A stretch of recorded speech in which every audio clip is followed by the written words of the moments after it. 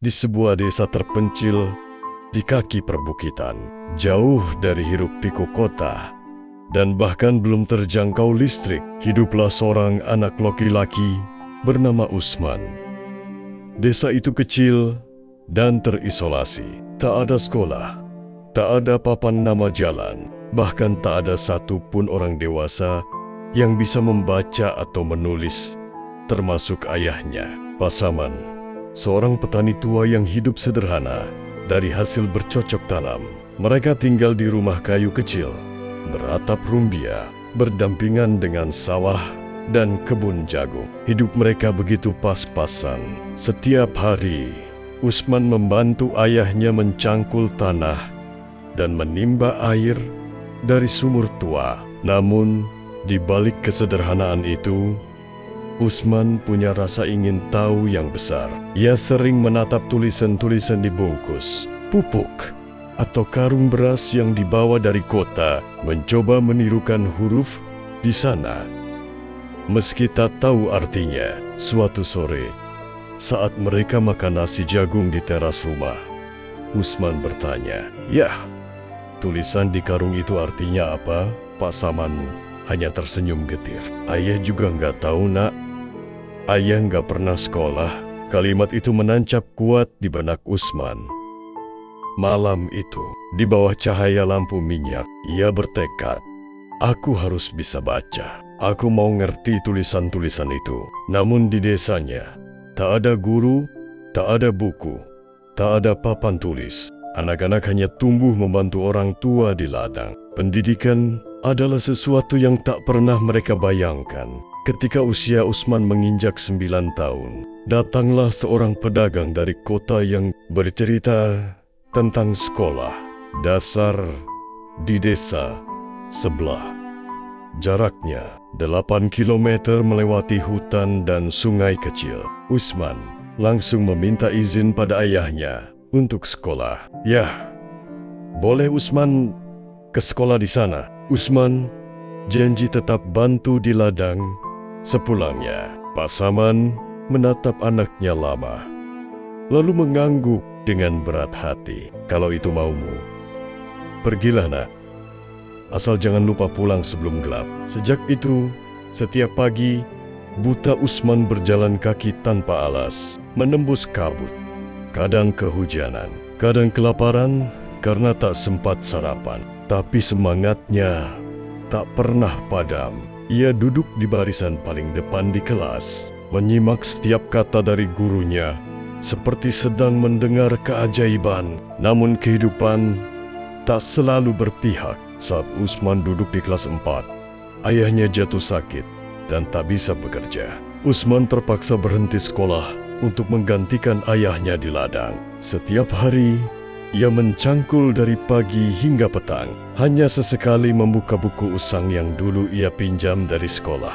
Tahun demi tahun berlalu, Usman tumbuh menjadi remaja yang tangguh. Tapi mimpinya untuk belajar tak pernah padam.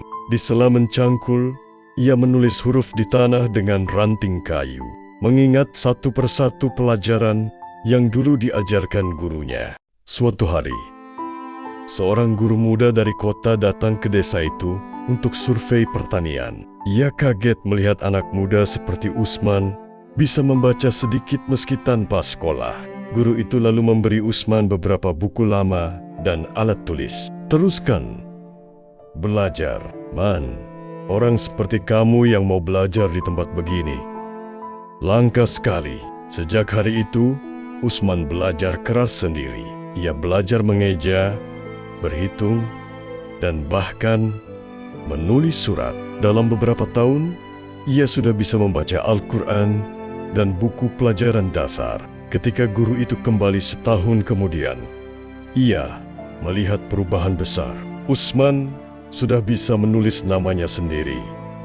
Dengan bangga, melihat banyak anak kecil di desanya tumbuh tanpa arah, seperti dulu dirinya, Usman mulai berpikir, "Kalau nggak ada guru yang datang ke sini, biarlah aku yang jadi guru." Ia membuka kelas kecil di bawah pohon besar di dekat sawah. Murid pertamanya hanya 3 anak, membawa batu tulis dan arang sebagai pena. Usman mengajar mereka huruf-huruf abjad, cara menulis nama sendiri, dan berhitung sederhana. Lama-lama semakin banyak anak datang, bahkan orang dewasa ikut belajar membaca doa dan menulis nama mereka di KTP. Suara, tawa dan belajar mulai terdengar di desa yang dulu sunyi. Kepala desa yang awalnya tak peduli mulai memperhatikan perubahan itu. Melihat anak-anak yang dulu bermain di sungai, kini membawa buku dan menulis di tanah. "Usman, kamu ini sudah seperti guru sungguhan," katanya suatu sore. Usman hanya tersenyum malu. "Saya cuma ingin mereka bisa baca, Pak. Biar enggak seperti saya dulu." Terharu, kepala desa mengajukan bantuan ke pemerintah kabupaten. Ia menulis surat dengan tangan sendiri, disunting oleh Usman yang kini fasih menulis. Beberapa bulan kemudian, bantuan datang. Pemerintah membangun sebuah sekolah dasar sederhana di atas tanah kosong dekat sungai. Hari peresmiannya menjadi hari paling bersejarah bagi desa itu. Bendera merah putih dikibarkan untuk pertama kalinya di tanah mereka. Dan siapa yang berdiri di depan kelas pertama itu? Usman, pemuda yang dulu berjalan kaki belasan kilometer demi belajar, kini berdiri sebagai guru pertama di desanya. Setiap pagi, suara "Selamat pagi, Pak Usman" menggema di desa itu. Anak-anak datang dengan seragam lusuh, tapi wajah berseri. Bagi Usman, tak ada kebahagiaan yang lebih besar daripada melihat murid-muridnya bisa membaca. Kalimat pertama mereka, "Pak, ini huruf A kan?" Usman tersenyum.